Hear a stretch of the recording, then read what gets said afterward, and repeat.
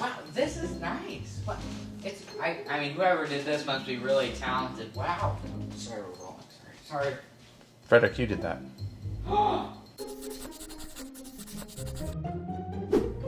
Welcome to Buford and Sons Thanksgiving Dinner, featuring me, Bill Buford, our cinematographer, George Buford, whom you're unlikely ever to see, and our director, Frederick Buford, whom you quite possibly will see too much.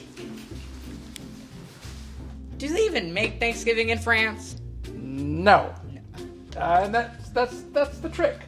We are making Thanksgiving as if we were in France, but we're doing it in a French style for our French friends. Okay, that was too much. We're doing Thanksgiving and we're making it French. We're doing Thanksgiving and we're making it French. Woo! Our Thanksgiving dinner will consist of turkey 2 ways, mashed potatoes, braised fennel with orange, Brussels sprouts with pork belly, cranberry and Madeira sauces, finally a pumpkin pie. Everybody knows that Thanksgiving is a nightmare to cook. On the day itself, there's all these different courses and foods that arrive at once. So if you can do it in advance, the easier and the better it will be. Today we're going to do all the things we can do in advance. We're going to do our cranberry sauce. We're going to make our brown chicken stock. All the things to get them out of the way so that on the day we're not having to mess with them. And we're almost a full week in advance of our dinner. Okay. Woo! Ready and action! Get out of here! Our first thing is our chicken stock. But we're not making a normal chicken stock. We're making a browned chicken stock in which the bones and the carcasses and the neck and the wings and the feet are roasted to a deep color for a deep flavor. We start by breaking up the bones. This is the neck. These are our feet. Whoop. Just a chop. I've got a pan already heated. And then we'll put our bones in the oven, heated to 400 degrees, where, as it happens, I have already 7 pounds of bones roasting away, getting crunchy and brown right now. That is terrifying. That's why the kitchen smells so nice. No, it smells like bone. So what we smell that you can't smell are our browning, aromatically delicious chicken bones, and I can tell already from their smell that they're done. Golden brown, there's some dark spots. The darkness is even that much more flavor and that much more color, which will be the basis of our sauce. Then simmer this in water and vegetables for, well, probably all night. Or just about done. Another trick I used is a little bit of honey on the surface of the chicken bits. And you can see how they browned and crisp up and give that deep brown color. Next we assemble our chicken stock. We're going to put vegetables on the bottom, and our secret weapon are browned onions for color. What I've done is very slowly fry the onions in a little bit of oil until they start to brown. And not only does it give a whole new kind of intense flavor, but it's great for color. Next we do our vegetables. Yeah. Next we do our vegetables, which along with the onions are the first layer of the stock. Celery, carrots, a bunch of garlic, and sage and thyme and rosemary and a little bit of parsley and a wonderful herb called lovage. Adore it. You're weird. Next, our bones. They're good and crunchy. You can hear it. And mix in with our Madeira and wild mushrooms for our turkey sauce. Footnote. When you make a clear chicken stock, you worry about the fat of the chicken and the blood in the bones. When you brown your chicken in the oven like this, it's rendering the fat and it's bringing out the flavors from the bones, and you don't have to do very much ladling. We're going to add water and we're going to set it over the burner, and we'll be done for now. That was a footnote. Next, one of our first condiments, cranberry, but it's not really a condiment, it's really a sauce. It brings a bright fruitiness that complements the savoriness of meat beautifully. It's an underrated sauce and I love it. Frenchifying it a bit So instead of water, I'm using a French sweet wine, a bagnole, and I'm using vanilla.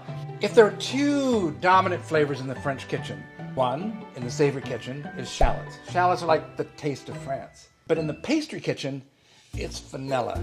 You use vanilla almost all the time. You use it in your pastry, you use it in your fruit, you use it in your tarts, you use it in your custards. For me, it's the beautiful aromatic of dessert. But I also discovered through eBay that I developed contacts in Madagascar, and they would send fat envelopes. They didn't cost that much of vanilla, and they're just a wonderful thing to have. I have a pound of cranberries. I've given them a wash so they're wet. And I have a cup of sugar. And mine is a mix of white sugar and coconut sugar. It's probably not as sweet, but it's got all these extra tropical flavors. Then I toss the cranberries in the sugar. Next, I have my cranberries to the pot. And instead of water, 2 small glasses of Bandol fortified red sweet wine. Okay, it's like 5 o'clock, come on. Oh, that's delicious. Next, we add our secret weapon, our vanilla. Because what I'm going to cook with are the little seeds inside. And afterwards, I will save the vanilla, and we'll use it for something else again. And I do one more. And then the black pepper, just a little kick. Bring it to a boil, and then rapidly turn it down very quickly. I don't really mess with it until it heats up. You can tell your cranberries are done because the berries start to burst. Starting, see that? You can see the wine because it's so brown. Yeah. And the brown sugar, that coconut sugar. These are just bursting. I'm mashing them a little bit, but they're very easily mashable. And we will let that cool, and we will serve this with our turkey.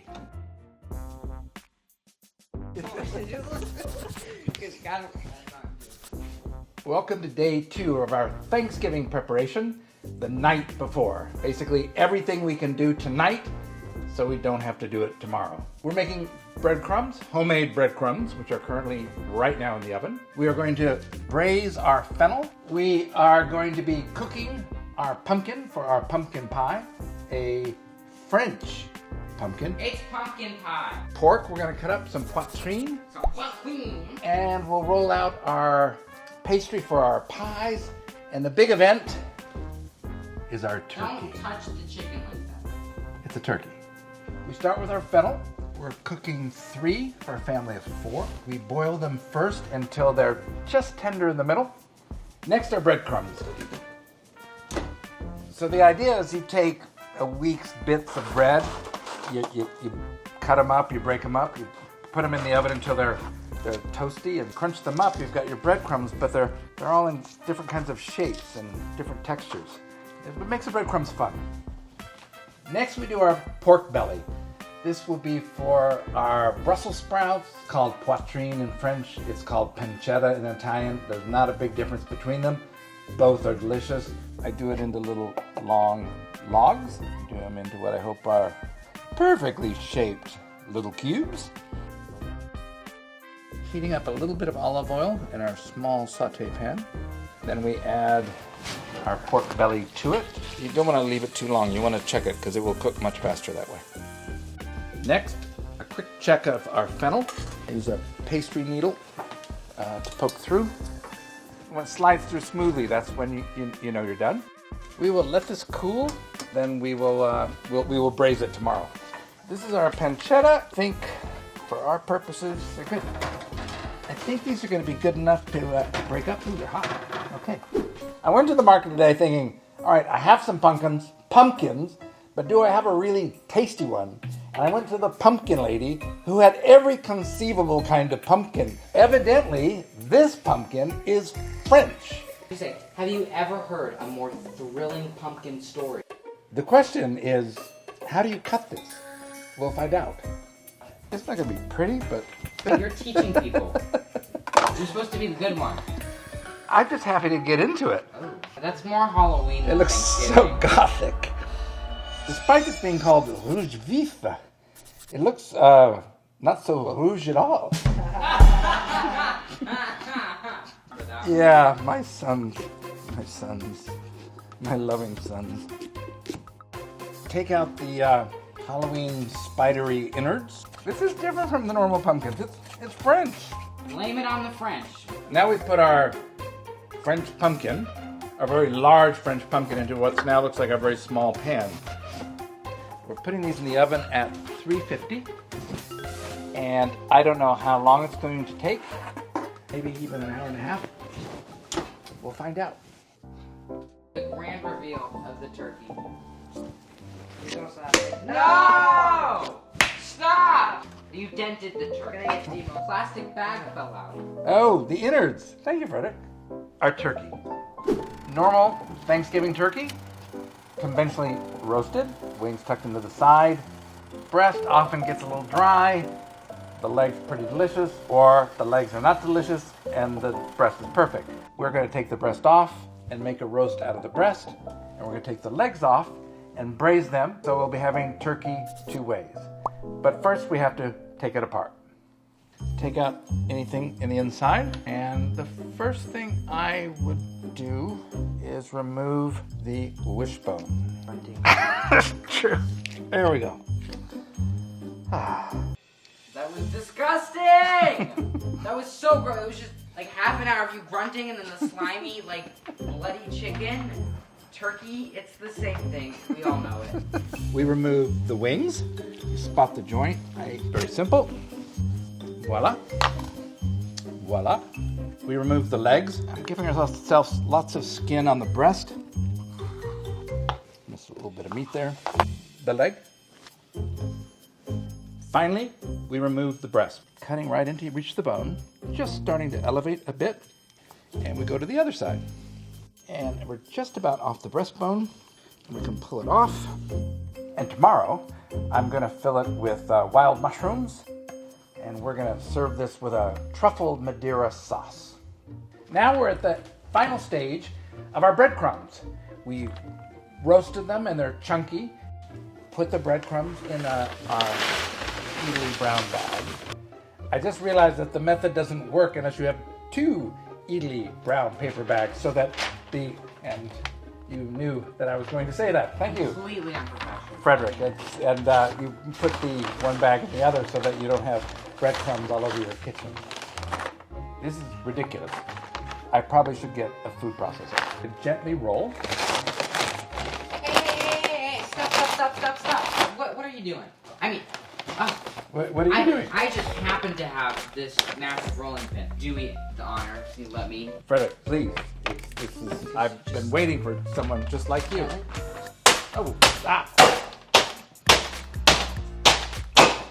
I think that's good. All right. Okay. Thank you, Frederick. You're very welcome. Next, we empty our Italy brown bag into our tray. Yes, they are different sizes, but that's actually okay because we're going to put it back in the oven and they're going to crunch up a little bit more. And this is our result. These are our house breadcrumbs. Finally, I've turned over the pumpkin once, and I think now it's going to, it probably should be perfectly cooked. I have to admit, these smell fantastic, and I can just tell from the resistance how cooked through it is, and they're just about there. And that's it for day 2, our preparation for our Thanksgiving Day. We will see you next on our Thanksgiving morning. Welcome to day 3, Thanksgiving Day at last, when we cook our turkey, whip our mashed potatoes, roast our vegetables, and of course we begin with our pumpkin pie. Happy Thanksgiving! Woo! It's actually Halloween. Sorry. In fact, it is actually Halloween. But Happy Halloween! Happy Halloween, but we're pretending it's Thanksgiving. The elements of our pumpkin pie so far include the tart tin that our pie will go into, our pumpkin puree. This was from our exotic French pumpkin, our rouge vif. Of course, the rouge vif. That we roasted last night and I scraped out with a spoon. And then let it drain overnight, and you see how much liquid drains out of it. And then our pastry, which I did make in advance, dusted my worktop, and now I'm about to roll it out and hope it doesn't fall apart too much. We all know it will. And it will. Rolling it from the middle to the outside, hoping it doesn't fall apart. Ah. Yeah. It's still bad. Here we go. One of the great things about working with butter is that as long as you don't mess with it too much, all this butter here will melt and reconstitute itself. I need to do a lot of reconstituting. I'm in a little bit of a hurry because I can feel my pastry melting and it's already nearly collapsed. All right, where's my thingamajig? My thingamajig! We will now let it rest in a refrigerator for a hopeful 30 minutes. Because our pie is a wet filling, we need to cook the pastry beforehand so it doesn't get soggy. First, we're going to cover it with these chickpeas. The pastry has to be basically cooked before we add the custard, otherwise it goes all gooey. And then we'll take, I was meant to put it on pastry paper. I gotta do this again. Smooth. The point of the beans is that they weigh down the pastry when it goes into the oven so the pastry doesn't expand and puff up. 375. I sometimes cook pastry at 400. The point with pastry is that it has to be cooked through. It's not completely cooked yet, but already it's smelling with a kind of buttery deliciousness. I paint my pastry with milk. This is what some pastry chefs in Lyon are doing at the moment, which helps it harden up when you're adding a wet filling to it. Well, we'll see. I'm going to put it back in the oven for another 20 minutes or so. Meanwhile, we do our vegetables, beginning with the fennel that we braised last night. I'm going to cut these maybe quarters. Fennel is like one of my favorite vegetables in the world, and we use it so seldom. Really underused. I've got a pan going here. There we go. Got that on a medium heat. Placing our fennels there that we salted, but forgot to pepper, but that'll be okay. I learned brutally that if you're sticking a food into hot oil, the last thing you do is panic when you're within 3 inches of the pan, because then it will splatter you and burn you. There's a crackle that you hear when the surface has started to change. We like to get these really good and brown. Sprouts. Take a stop. Take a stop. En garde. Weird. It's so much fun. Yeah, I'm keeping them. I'm doing a little trim of the sprouts, just the bottom stalk, because that takes longer to get tender when we're cooking. Our water is boiling for our Brussels sprouts, which we are going to parboil for maybe 4 minutes. I am salting the water right now. Put the top back on, bring to a boil, dump them into chilled ice water. We will let these cool. The sprouts are like half cooked. This is the pork belly, which I admit, in its coagulated form, looks pretty disgusting. A little bit of olive oil. And then I'm going to add it to my small roasting pan, which is in the oven already. Next, we braise the legs of our turkey. These legs are huge. If you braise them slowly in liquid, then the meat, in principle, should melt into kind of a delicious tenderness. And something from day one, when we made a brown chicken stock, which I reduced down into a nice jelly. So we begin by browning the meat. Oh, look at that, the splashing! A veritable splash! One leg. The legs are so big, I'm not going to be able to do them together. I can tell it's brown just from the smell. There, it's looking delicious. Turn over the other side. These are our thighs, our legs. Now that we've browned them, we're going to add our other vegetables, and I poured out some of the fat, not too much, because the fat itself has flavor. An onion, shallots, some carrots, garlic, celery. One interesting thing about our legs braised in Côte d'Aron, in the spirit of France and where we live, is that actually they're being braised in Argentine Cabernet Sauvignon. And that's because we ran out of Côte d'Aron and all the stores. I thought I was looking at the camera. You were looking Aw, at me. George, I can't help it. Next, our turkey leg. There we go. Herbs, some celery. More wine? Some of our brown stock, the brown chicken stock that we made on day one.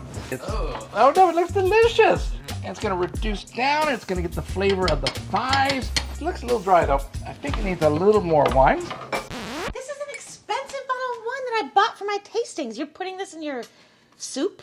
It's gonna be delicious. This is a very bad idea. It's gonna be. Not okay with it. This is too tangy. Yeah, right. Just as I bring it up to a simmer, and then I'm gonna turn it down really as low as I can with the top on. I'm hoping it will be about 2 hours. And I promise it will probably be delicious. Rob, Probably. do you have a timer going on? It is. It's time to take the pastry out of the oven. Not bad. Definitely not good. Why don't you like it? Look at it. Where's the pumpkin gonna go? Yeah. Look. Should I do another one? Oh. Our custard cream filling. I'm going to start with 2 eggs and an extra egg yolk. Whisking gently. Then I'm adding my pumpkin. 2/3 of a cup of coconut sugar. Teaspoon of cinnamon. Clove. Nutmeg. A little bit of salt. Then our creme fraiche. It's like a cup and a quarter. My measurements, as you can see, are extremely precise. Whisk it gently. Now I pour in our pie filling into our abbreviated pie crust. The cookie. I'm going to add our pumpkin pie. Now we prepare our breast for roasting. Basically, the idea is that most of the turkey's going to be wrapped by its skin. Get out these bits, if you see them, because they're tendons. This is where it's really bulky. Even it out with a method called butterflying the meat. Basically, you're cutting it right into the direction of the gap you want to fill. And then on the other side. Next, I'm going to prepare the last element of our ingredients, which haven't been chopped up, and that's our wild mushrooms. It's a mix of chanterelle, cep, a couple others that I now can't remember what they were. Next, our herbs, which are mainly parsley, a little bit of lovage, which I love, a little bit of sage, nothing too fancy, and finally, the excuse for dinner, our first white truffle. Next, we start filling our breast, stuffing our breast, starting with salt, season it, a little bit of pepper, a little bit of shallots, a little bit of pork belly, mushrooms, some herbs. Ooh, that truffle smells good. So now we're trying to roll it, try to keep the skin on. The ingredients are so beautiful. We'll clean it up, we'll tie it up. We'll hope it doesn't fall apart too much. There's different ways of tying it. You take the right-hand side, loop it over once, loop it over twice, bring it down to the bottom, then you have a slip knot. So I finished tying my breast. It looks like a caterpillar. Got a pan already heated. What are you doing? I'm trying to get the last drops of olive oil. Finally given up. Finally give it up. Turkey breast. A little bit of olive oil on top. Salt and pepper. And while it's cooking, we'll probably baste it. And into the oven it goes at 350. This is our sausage-like breast. Just basting it with a little bit of apple cider and butter. Next we do our sauce. Our sauce is a Madeira sauce. And take some of the bite off the shallot. We soften it in butter. And a shot of Madeira. We reduce this down. And then we will add our missing Cote de Rhone. Here we have the chef cheating and looking at the recipe on his phone. Our shallots and Madeira are just about reduced.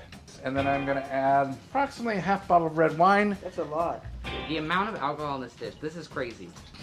It's a wine soup. We're finishing our fennel by cooking it slowly in orange juice. Orange and fennel are classic combinations.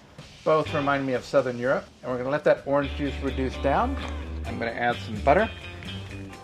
Turkey stock we made from some of our extra turkey bones. And we'll let that simmer away.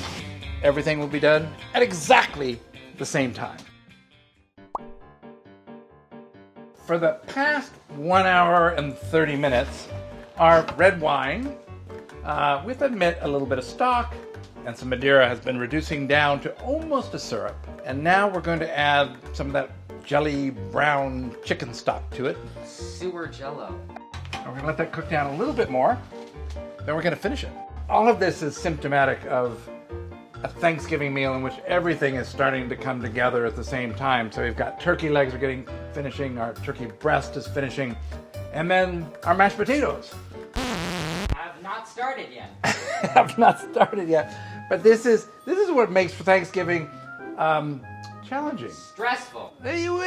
exciting. French mashed potatoes that we're making involve this special breed of potato, la rate. And I discovered impossible to peel. Phoned one of my chef friends who actually worked for Robuchon, who is the master of this particular purée de pommes de terre. And he said, of course you don't peel those with a knife. You've got to boil them. You peel them with your fingers. But the real idea of this potato is the butter is more than 50% the weight of the potato. And these are done. We pour them off quickly, and we're meant to peel them while they're hot. It's ready, set, go. Okay. You're not meant to. You're meant to do them while they're hot. I think maybe we started a little early, and after this potato, we'll take it. We'll take it. Oh, you got yours done. Yeah, I'm better than you. The idea is if you let it get cold, the mashed potatoes will get rubbery. I quit. This is what I've had to be done. The next stage is we rice the potatoes while they're still hot back into our saute pan. And over a low heat, I carry on drying them. They've got almost no water in them. I'm told you can't use a whisk. And not only that, you can't use a plastic spatula. You have to use a wooden spoon. That's what I'm told is the way. Little bits of butter into a lot of very dry potato where nothing seems to be happening. At the very end, a pot of boiled milk, 2 cups. Season it. Well, actually, it worked out. Actually, it worked out.